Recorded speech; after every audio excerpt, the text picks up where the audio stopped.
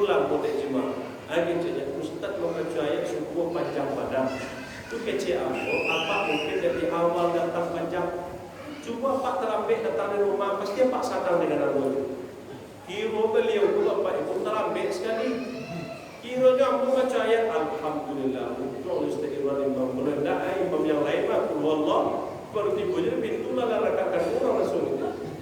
Coba jelek Bapak Ibu. Ibu biasanya nak subuh ayat panjang. Kiranya ibu di rumah, imam di masjidnya baca ayat pendek, baru turun ibu di rumah, inna a'tainakal kautsar. Imam berpengerti mata turun imam nak pakai kacamata luar. Jadi ayat itu rakaat pertama mesti panjang, supaya kalau subuh terlambat orang dapat rakaat pertama. Jangan balik rakaat pertama pendek, rakaat kedua panjang. Itu mesti panjang pada rakaat pertama. Jadi 2 rakaat saja tak sanggup. Apalagi 50 rakaat, diminta keringanan kepada Allah. Akhirnya Allah berikan dispensasi, diberikan rukhsah, diberikan keringanan. Muhammad, apa oleh bola engkau dikurangi. Akhirnya menjadi sholat dan lakukan ini 7 balik rakaat, bukan sekaligus ditentukan waktunya. Inna sholata kanat 'alal mu'minina kitaban mawquta. Sholat itu ditentukan waktunya. 2 subuh, ambek zuhur, ambek asar, 3 maghrib, ambek isya. Tidak sanggup curang mendirikan sholat Bapak Ibu. Makanya sholat itu mempunyai hikmah dalam kehidupan kita. Kamu mencatat Bapak Ibu dalam hadis kursi yang musobo, di dalam hadis musobo, dalam Al-Quran, apa hikmah sholat itu bagi kita Bapak Ibu? Pertama adalah bentuk kepatuhan. Allah suruh sholat Bapak Ibu kepada awak, itu bentuk kepatuhan awak. Kenapa? Karena dalam sholat itu ada ruku, ada sujud. Dulu Bapak Ibu, iblis disuruh sujud kepada Adam bukan dalam ranah sholat, tapi sujud sujud iblis kepada Adam yang disuruh itu dalam bentuk penghormatan. Hai kecil iblis, ampun namo sujud ya Allah. Ditanya oleh Allah dalam Al-Quran. Qala ma mana'aka alla tasjuda is amartu. Hai iblis, kata Allah, apa yang menghalangi engkau tak mau sujud kepada Adam? Is amartu, ketika perintahku kepadamu. Oh, dijawab iblis, qala ana khairun minhu, saya lebih baik daripada Adam. Alasannya, khalaqtani min nar wa khalaqtahu min tin. Aku ikut ciptakan dari api, Adam ikut ciptakan dari tanah. Jadi menurut iblis yang mulia itu bukan tanah. Menurut iblis yang mulia itu adalah api. Tapi tidak paham iblis Bapak Ibu. Padahal Allah sudah katakan ini bukan masalah tanah, api, cahaya, bukan itu. Tapi apa? Is amartuk. Ini perintah dari Allah. Abu suruh Adam, Abu suruh malaikat sujud, dia sujud semuanya. Kenapa engkau tak mau sujud? Oh, kiranya iblis gayanya sombong, tak mau bersujud. Abu diciptakan dari api, Adam diciptakan dari tanah. Jadi yang mulia itu ya Allah, api bukan tanah. Oh, diusir oleh Allah Bapak Ibu. Tak pantas engkau tinggal di tempat ini, wahai iblis. Qala fahbit minha, fama yakunu laka an tatakabbara fiha, fakhruj innaka minas sagirin. Terangkap dalam Al-Quran surah yang ke-7 Al-A'raf ayat 13, diusir oleh Allah dari surga. Bayangkan Bapak Ibu, untuk sujud saja iblis tak mau dia. Kini awak Bapak Ibu sholat ada ruku, ada sujud sebagai simbol kepatuhan, tak mau manusia. Itu namanya manusia sombong. Sombong yang paling sombong adalah sombong kepada Allah yang tidak mau ruku, yang tidak mau sujud. Makanya kalau di situ pakai surat sajadah. Bisa qara'a ibnu Adam as-sajdata fasajada qadal syaitan. Apabila dibacakan surah As-Sajdah, setan itu Bapak Ibu i'tazala, dia menjauh. Ya beki, menangis. Yaqulu ya wailah, celakalah aku, celakalah aku. Balik iblis mengatakan celaka. Umira ibnu Adam bisujud. Anak Adam disuruh sujud, dia sujud. Maka sujudnya anak Adam itu kata iblis bagi dia surga. Wa iza umirtu, dan ketika apabila aku disuruh sujud oleh Allah, ampun aku sujud kata iblis. Falyannar, maka layaklah aku nanti berada dalam neraka kata iblis. Berarti orang yang tidak sholat, yang tidak mau ruku, yang tidak mau sujud, maka tempatnya sudah disampaikan, dia nanti falyannar, layaklah dia dalam neraka nanti. Jadi Bapak Ibu, sesulit apapun pekerjaan kita, jangan tinggalkan sholat.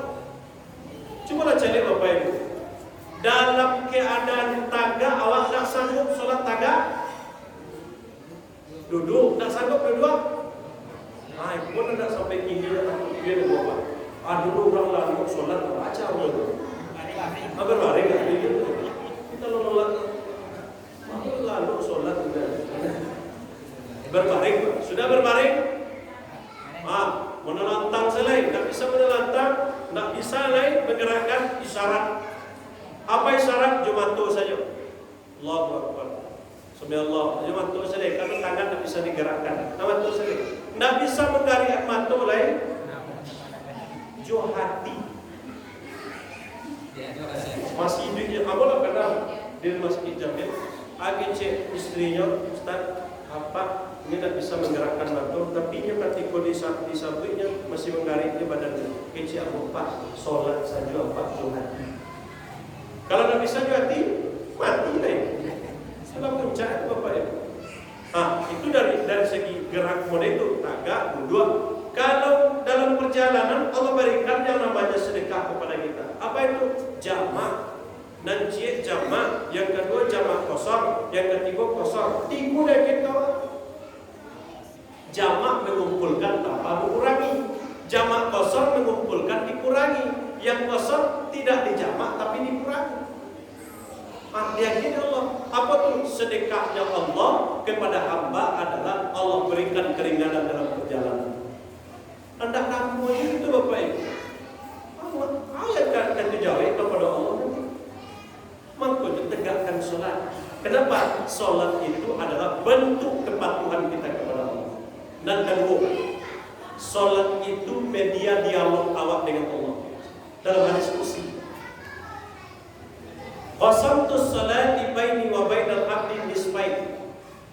Aku membagi sholat itu kata Allah separuh untuk hamba, separuh untuk hamba meminta, Allah memberi. Wa iza qala al-'abdu, apabila seorang hamba dalam sholat mengatakan alhamdulillahirabbil alamin, segala puji bagi Allah Rabb sekalian alam. Apa jawaban Allah ketika sholat berbaik? Hamidani abdi, hambaku memuji. Itu jawabannya Bapak Ibu. Jadi awak sholat alhamdulillahirabbil alamin, akhirnya Allah hamidani abdi, hambaku memuji. Wa iza qala al-'abdu, apabila seorang hamba itu berkata ar-rahmanir rahim, dijawab oleh Allah majjadani abdi, hambaku mengagungkan. Dijawab saja malik yaumiddin, dijawab oleh Allah asna alayya abdi, hambaku memuliakan. Iyyaka na'budu wa iyyaka nasta'in, kepada Engkau kami menyembah ya Allah, kepada Engkau kami minta tolong ya Allah. Dijawab perkataan kita oleh Allah, haza baini wa bainal abdi wa li abdi mas'alah, ini antaraku dan hambaku dan bagi hambaku apa yang mereka minta. Ihdinas siratal mustaqim, siratal ladzina an'amta 'alaihim ghairil maghdubi 'alaihim waladdallin. Dijawab oleh Allah, haza li abdi wa li abdi mas'alah, ini seluruhnya untuk hambaku. Akhir awak dalam salat, amin. Istajib, kabulkan ya Allah. Salat itu awak sedang mengecek-ngecek ya Allah. Makanya kalau awak salat, tak boleh disampaikan kalimat lain kecuali ucapan salat. Kadang-kadang salat Bapak Ibu, kamu mencari Bapak Ibu, kadang-kadang remeh sih kalau salat. Maaf Pak, kamu mencoba Bapak Ibu. Aku pernah serobot ke orang salat, sedang salat Bapak Ibu. Allahu Akbar. Maka anak-anak di belakang. Yang puntasi kepala Bapak Ibu. Hei, maka saya kalau salat. Yang puntasi kepala Bapak Ibu. Nan kedua, solat itu Bapak Ibu, itu kejadian nan aku temukan. Itu tanda nak mengerti solat. Iku Bapak Ibu, yang ketika ada pelatihan imam masjid, yang imam kemana mengecek jawab, Ustaz, kamu patang disuruh jadi imam di masjid. Kacau lah solat. Pada kacau gitu. Pada kita salah. Ampun imam di masjid pun tak pernah yang solat yang jahat. Biasanya solat zuhur asar. Kalau zuhur asar kan akan dua zuhur berbeda. Apa-apa tuh banyaknya bisa zuhur asar kopi beda. Tapi kalau maghrib atau beda bilang. Zuhur kironya maghrib kalau jadi imam. Agak cek apa-apa. Kalau anak bodoh imamnya. Kami itu nanti semua karaki jadi imam. Imam anak bodoh. Solat maghrib. Pas ketika maghrib Bapak Ibu, kironya imam go baca Al-Fatihah lancar, baca ayat lancar. Kiranya pas ketika ruku imam ko berhadas. Mengaki cewek kantui. Majur oleh imam ko di belakang mimbar. Nyoba dia jamaah di belakang ruku. Apa yang di belakang tak lupa dia melanjutkan ruku sejauh tadi. Ibu-ibu aki cekam, ibu-ibu mungkinlah sakit tinggal. Jauh itu, kamu lupa mana deh? Jauh itu apa? Imam mana ada lagi? Itu nak cari tahu Bapak Ibu itu kejadian asli sholat maghrib. Batal sholat maghrib seketika. Ayat bertanya di situ Bapak Ibu, yang berjalan. Yang di belakang imam itu mesti tahu sebelum berjemaah. Belakang imam imam di belakang harus tahu. Kalau sempat imam salah, itu yang menegur. Kalau imam dalam keadaan berhadas, itu yang maju.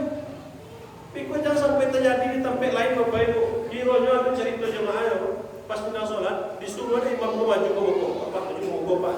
Dia kalau dijawab batal sholat, dia tunjuk kawannya. Dia tunjuk kawannya sampai Bapak Ibu. Akhirnya baru tunjuk kalau dia muda, ikut siapa? Batal sholat. Akhirnya ditunjukkan. Kalau kecil kawan negara bagaimana?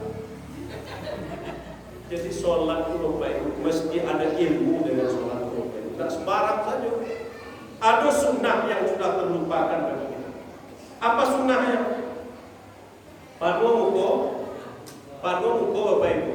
Yang di belakang, kalau dari siko tak lah, maksudnya lari. Mestinya siko tu.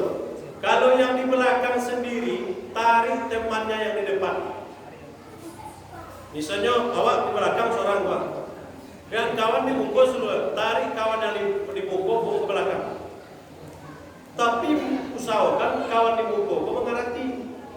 Tapi kau lagi waktu siku berubah. Jadi kalau sunnahnya seperti itu. Kalau ada awak seorang di belakang, tarik kawan yang di bungkus ke belakang. Biko kawan yang di bungkus dan mengerti, dia jawab kok mengerti tarik dari belakang. Padahal sholatnya langsung, tapi sunnahnya pada itu sunnah yang sudah terlupakan, sudah dipakai orang. Kalau masjid kalau memang diterapkan itu hebat. Macam-macam orang sholat Bapak Ibu. Ada yang sholat kok ketika batal imam kok Bapak Ibu. Ada kejadian. Iku yang cerita pengurus kamu, Ustaz, tolong jelaskan di situ sholat Ustaz. Bab itu dalam sholat berjemaah kok macam-macam karakter jemaah. Apa tuh? Disuruh merapi hisab nyuruh ramuan. Alasannya Bapak rapi hisab Pak, tak boleh lamu sholat. Ya imam tak tanya lamunya sholat, tak. Dia suruh rapi hisab, tak ramuan. Itu namanya kece amu makmum madar. Kalau ada di sekolah pada itu namanya kece situ makmum madar. Madar padahal imam itu menyuruh merapatkan saf. Rapi saf kita sholat Bapak Ibu, menyatulah hati kita dalam sholat. Setan tak sanggup mengganggu kita. Namun setan yang mengganggu sholat itu namanya hanzam. Itu hadis Bapak Ibu. Yang mengganggu awak sholat itu Bapak Ibu sampai lupa rakaat sholat namanya hanzam. Nabi dulu ketika sholat diganggu sama hanzam. Nabi meniup bagian kirinya 3 kali. Kalau Nabi menyebut dirudai 3 kali. Tapi dalam masjid jangan udah Bapak Ibu. Nabi nyetiup bagiannya 3 kali. Ustaz, meludah dalam masjid, nah tiup saya. Ditiupnya Nabi 3 kali, Khanzab punya mengganggu tadi dalam sholat sampai lupa rakaat sholat kita Bapak Ibu. Kamu ada di rumah punya politik setan. Jadi nama setan di situ. Namanya Khanzab. Kalian ada nama Pak Khanzab juga? Mana? Ada nama setannya jadi Wasnan. Dan ada nama Pak Wasnan. Mana? Tapi kalau ada nama setan Wasnan, itu tugasnya Bapak Ibu magi tapung kepada mato. Bila tu, ketika orang ibadah, ketika orang dalam bentuk menyiarkan Islam, makanya kalau orang lah mendengar ceramah, hanya lah menyandarkan dia mato kalau 5 watt setinggal itu. Aku sejak bermain itu Wasnan. Kenapa nyok? Dia tapung muka, kemudian awak disuruhnya lalu. Itu kalau untuk ceramah saja. Tapi kalau ada bantuan PKH, mato pun ada dalam. Yakin aja, yuk Bapak Ibu. Ada bantuan Bapak Ibu malam kini awak kebagian ada rasaki 1 juta seorang. Ada tak Ibu Bapak mengantua? Ada kan? Ngomong itu Bapak Ibu, kalau untuk ibadah mengantua, cobalah cek Bapak Ibu. Kalau awak baca Al-Quran, diambil Al-Quran, pasti mampu langsung. Cobalah cek Bapak Ibu. A'udzubillahi minasyaitonirrajim. Cobalah cek. 10 ayat sabalik ku. Memang itu. Tapi kalau untuk yang namanya main HP ke 3 jam, setan pun ada di situ lah. Lagi terus. Tapi kalau untuk ibadah memang itu Bapak Ibu. Dihalang terus. Karena dia sudah memproklamirkan kepada Allah. Qala fa bima awaitani la aqdan lahu siratal mustaqim. Engkau telah menghukum aku sesat, aku halangi orang dari jalan engkau yang lurus. Jadi kalau ada ibu bapak tiba-tiba di masjid, tiba di musola ibadah, kok tiba di musola di masjid kok mantu awak di rumah tak nampu mantu pelalo. Tiba di masjid musola ramah si mantu pelalo. Mungkin dek baca doa masuk masjid baru. Allahumma ftahli abwaaba rahmatik. Ya Allah bukakanlah pintu rahmatmu ya Allah. Lalu bukan berapa tuh, makanya lalu dalam masjid itu. Jadi Bapak Ibu yang berbahagia, awak kau dirahmati oleh Allah Subhanahu wa taala. Kemudian Bapak Ibu yang berbahagia, apa ketiga hikmah sholat lagi? Yang pertama kepatuhan, yang kedua dialog, yang ketiga sholat itu mencegah dari perbuatan keji dan Bapak Ibu pernah nak berpikir, kenapa Allah cuma sebutkan 2 saja? Paksa, mungkar, apa maknanya? Paksa itu syahwat. Zina, nonton film porno, LGBT itu paksa. Aku pernah baca Bapak Ibu, apa kata Nabi di Madinah ketika dikumpulkan Muhajirin dan Ansar, apa kata Nabi? Wahai kaum Muhajirin dan Ansar, apa laknat dan kutukan Allah yang paling cepat datangnya dalam satu negeri? Kata Rasul adalah fahisah. Ketika negeri itu sudah banyak melakukan fahisah, perbuatan keji. Apa perbuatan keji? Lut pernah menyampaikan kepada kaum, wahai kaumku kata Lut, jangan engkau melakukan perbuatan fahisah, engkau dilaknat oleh Allah Subhanahu wa taala. Apa fahisah? Fahisah itu umum. LGBT masuk dalam fahisah. Itu pun di Padang Bapak Ibu, di Sumatera Barat. Awakku paling banyak di Sumatera Barat pun disorot di dunia Bapak Ibu. Di Indonesia, Sumatera Barat paling banyak LGBT. Nomor 3, aku pernah di Jawa tuh ada prostitusi besar Bapak Ibu, prostitusi terbesar, tapi LGBT-nya tingkatannya rendah. Sumatera Barat ranking 3, dulu pernah ranking 1 LGBT. Ketemulah di Ambo Bapak Ibu. Di bulan November tepatnya aku ceramah salah seorang LGBT.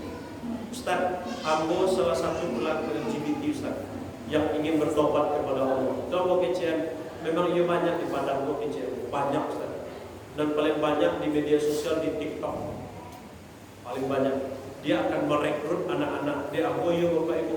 Ambo gue karena kamu potong-potong karate di rumah, Ambo sebarkan ke anak-anak. Sebarkan. Untuk apa gunanya Bapak? Gue sendiri. Pertama, tidak boleh dibuat nama.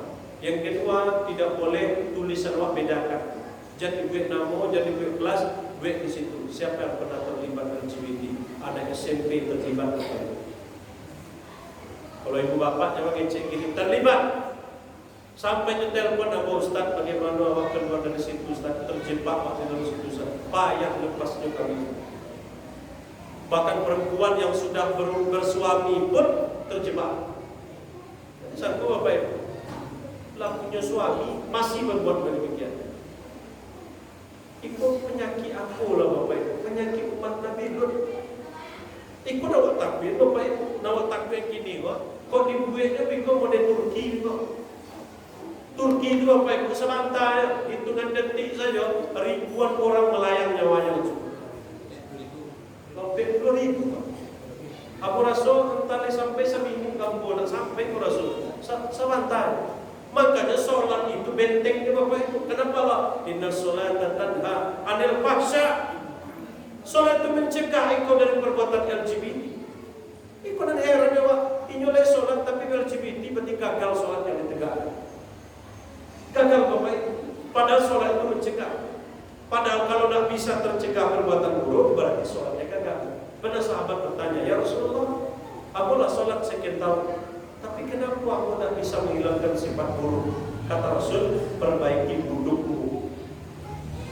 Jadi boleh jadi wudhu awak bermasalah, kesucian awak dalam istinja awak tak benar, akhirnya sholat tak memberikan perubahan berarti dalam kehidupan. Padahal sholat itu Bapak Ibu membentuk karakter kita yang baik. Awak jangan menyangkut awak sholat kok mati-mati leleh, tidak bisa Bapak Ibu. Kenapa? Di Madinah dulu ada orang laki-laki sholat, Nabi duduk bersama-sama. Sholat, selesai sholat kaki Nabi, irji' fasalli fa inna dalam tusalli. Ulang sholatmu atau belum sholat? Ulang balik. Sholat kan 2 kali, sholat yang sama. Lalu selesai sholat kaki Nabi, ulangi sholatmu, engkau belum sholat kata Nabi. Dan 2 kali, tapi ulang sholat balik. Nah selesai sholat yang ketiga kali sholat yang sama, kata Nabi, irji' ulangi sholatmu, engkau belum sholat. Kata orang itu, alimni ya Rasul, ajar aku sholat ya Rasul. Tak mengerti aku ya Rasul. Diajar sholat ya Rasul. Kiranya Bapak Ibu hidup di masa Nabi, di masjid Nabi, di hadapan Nabi, salah sholatnya. Apalagi awak yang hidup masuk ini, maka butuh tuntunan sholat itu dalam kehidupan kita. Jangan sampai awak sholat asal-asal jadi saja Bapak Ibu. Kadang-kadang maaf ibu bapak, terutama bagi kaum ibu-ibu, ibu menutup aurat sholat Bapak Ibu bukan dari siku, bukan dari bawah kok. Aurat perempuan sholat dari siku. Berarti kalau perempuan untuk menutupnya tidak dari bawah aku Bapak Ibu dari siku. Makanya ada dosen kami dulu, ibu kenapa di sini pakai ibu aurat ini aurat? Kalau nampak aurat berarti engkau belum sholat. Makanya dalam hadis dikatakan ada orang yang sudah 60 tahun sholat, satu pun sholatnya tidak diterima oleh Allah Subhanahu wa Ta'ala. Hati-hati gitu Bapak Ibu. Jangan bangga awak sudah sholat ke masjid kemudian awak lama belum. Boleh jadi awak sholat sekian lama, perangai tak berubah, mungkin ada yang salah dengan sholat yang kita tegakkan. Dia sholat yang memberi perubahan itu Bapak Ibu, dia sholat berubah sikap dan perilakunya. Itu berarti sholatnya itu yang terbaik. Kalau sekian lama sholat tapi tidak memberi perubahan, dia sholat lain tapi sandal orang diganti itu saja. Aduh ya itu. Sholat Bapak Ibu, sandal pun dipakainya. Kalau nak punya wadah, orang paling ibu dia mencari Bapak Ibu. Dia pulang dari masjid subuh, pulang yang dibagi. Yang daun 5 orang yang patah di jalan. Terima kasih limau. Itu kadang salahnya. Mengucap terima kasih kepada limau, angin cedera limau. Ya bu, sama-sama di akhirat sama-sama. Jangan suka pada itu Bapak Ibu. Tercela perbuatan kita. Orang yang benar sholatnya, perangainya, tingkah lakunya, ucapannya, seluruhnya pasti mencerminkan jiwa sholat itu dalam kehidupan. Jadi Bapak Ibu yang berbahagia, sholat itulah salah satu mengangkat kita dari keterpurukan. Jadi kalau ada awak banyak masalah di rumah tangga itu Bapak Ibu, solusinya bagi Nabi adalah sholat. Ibu, bapak, kita seluruhnya pasti menghadapi yang namanya masa yang disebut dengan kegelisahan. Anak muda menyambutnya dengan galau. Kecil anak muda, galau lagi nih wah. Kalau mau galau itu Bapak Ibu untuk sholat, tegakkan sholat. Insya Allah Bapak Ibu ketika kita tegakkan sholat, insya Allah kita terjauh daripada sifat kegelisahan itu. Kenapa oleh Allah kepada Nabi Muhammad SAW? Karena Nabi Muhammad sedang dirundung musibah, maka cara mengangkat musibah itu adalah dengan sholat yang ditegakkan. Ayat Al-Quran, ya ayyuhalladzina amanu ista'inu bis sabri. Wahai orang beriman, minta tolonglah kepada Allah dengan sabar dan salat. Barangkali Bapak Ibu, dua yang Nabi Abu sampaikan. Mudah-mudahan yang terakhir ingin kepada Bapak Ibu, kalau kita sudah mulai akan melaksanakan ibadah shaum Ramadan, pertama sekali yang mohon maaf sekiranya untuk penyampaian yang tak berkenan di hati Bapak Ibu. Dan kedua, sebelum masuk Ramadan baca doa, Allahumma ahillahu alaina bil yumni wal imani was salamah wal islam rabbi wa rabbukallah. Bila dibaca kalimat doa ketika baru masuk saja di 1 Ramadan. Coba kalimat Allahumma ahillahu alaina bil yumni wal imani was salamah wal islam rabbi wa rabbukallah. Lakukan sunnah-sunnahnya. Sunnahnya sebelum membuka itu sunnahnya minum air atau kurma.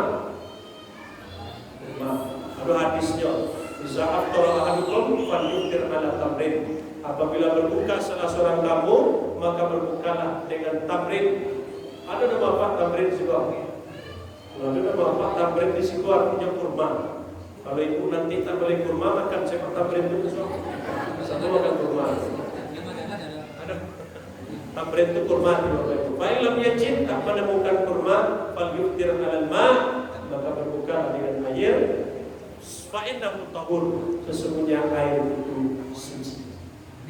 Ini saja Bapak Ibu, mudah-mudahan kita tetap mendirikan salat waktu rabbaka hatta ya'tiyakal yaqin. Sebab Allah sampai datang kematian itu datang kepada kita.